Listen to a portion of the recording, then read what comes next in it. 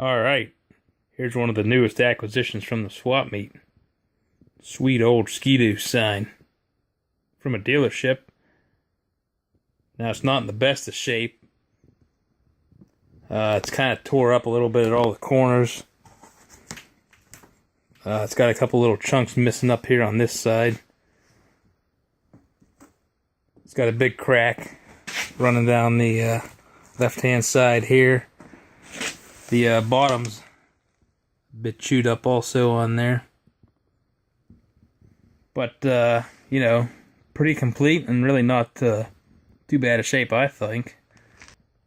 I mean, that was really the reason why I was able to get this. These signs usually bring, you know, a few bucks. Definitely out of my price range for what I'm willing to spend. And I was walking through the aisles up at A1, and sure enough, here's a sign there for 25 bucks. Tried to get it for 20 bucks, but the guy was holding tight, and yeah, I agree. This one was, I thought it was still well worth 25 bucks, so paid the full asking price, and off we went. Now, the surprising part is that nobody else had bought it at that point. You know, seeing as how in demand these things can be, I would have thought for 25 bucks somebody else would have snapped it up pretty quick. I guess being in kind of pretty poor shape and cracked up maybe, you know, deterred a lot of people. But didn't deter me because, you know, something like this is perfect for a little bit of rehab. Some elbow grease and maybe some epoxy, and man, it'll be back in business. There's about the worst of the damage. And there's where that chunk's missing. Now, luckily, it's in the black portion of the sign. So we'll have to find a patch panel and fit it in there, and ought to be able to paint it and make it look pretty decent. Got to tear off and clean all the remnants of duct tape off. You know, at least they used a purple duct tape. Pretty stylish. Yeah, it's definitely been sitting around for a while.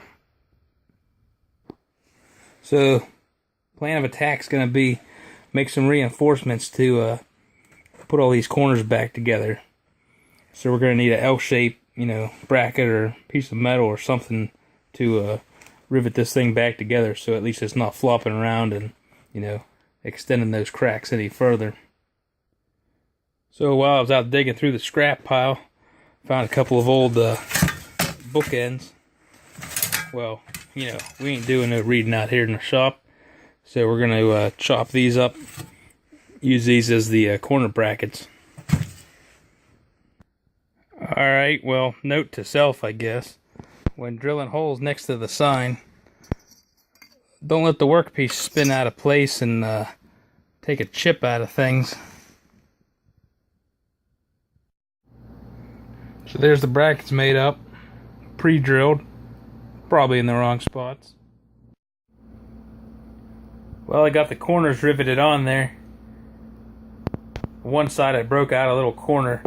You know, you gotta watch that plastic's pretty brittle, but for the most part it came out alright. I might drill a couple of larger holes through the metal and everything right here, so I can hang this up on some nails or something on the wall. Heck, maybe I'll actually put it on a board or something with some lights behind it. So the next step on the back side here, I gotta clean up all the places where it's cracked and get ready to epoxy it back together. Now, you gotta watch on these signs because it looks like the paint is all on the back. So you can't sand it down or anything, otherwise you'll lose all your color.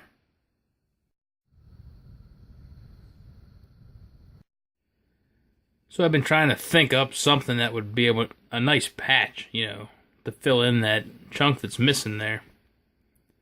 I was thinking about trash cans, plastic, or, you know, putting a piece of fiberglass in there.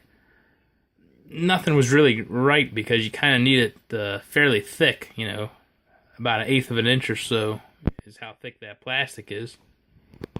Well, in an amazing case of hoarderitis, I had an old piece of polycarbonate laying around from a previous project, and this is going to be perfect. Cut a chunk out of there. Don't mess up because I don't have a whole lot of this left. See if we can cut that out. That ought to be pretty nice. We're going to fill that in with epoxy, to set that in place. So any small gaps should be taken up, but I'm sure you'll still be able to see the outline of the patch. There's the patch panel. It took a bit of grinding to get it, fit in there pretty nice. But it's about a press fit, actually.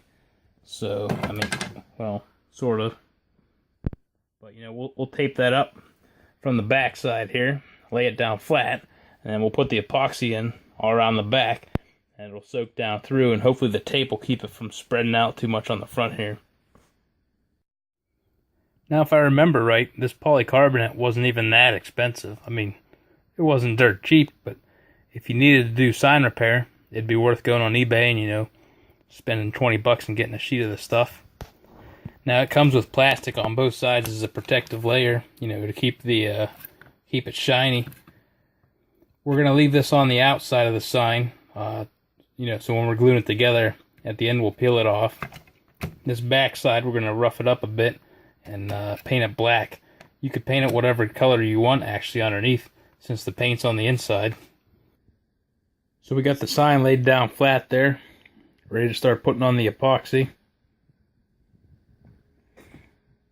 I got this JB Welch stuff. I mean, it was like $5 online. Had really good reviews, so, we'll see how it goes. The only bad thing about it is that it dries a black color. So, this will be fine for most of the sign where it's on the black portion of it. Not going to be able to use it on the yellow portions.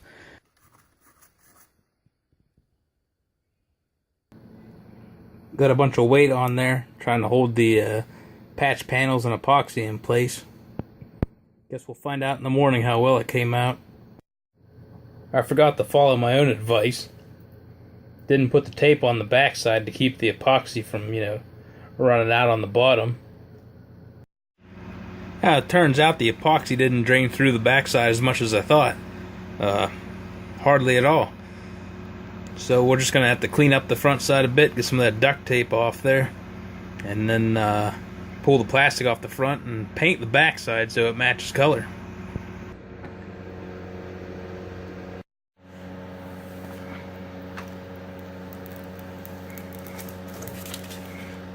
Wow, that's almost too shiny for this sign. Yeah, cleaned it up a little bit with some spray wax. Doesn't look too bad, especially from like 20 feet. Now, if I put some lights behind it, it might show some of the flaws a bit more, but I guess we'll cross that bridge when we get there. Might not be perfect show quality type of a restoration, but definitely nice enough for hanging in the wall of my shop. Glad that, this thing survived all those years. Might have been a bit beat up, but at least it didn't get thrown out into the trash.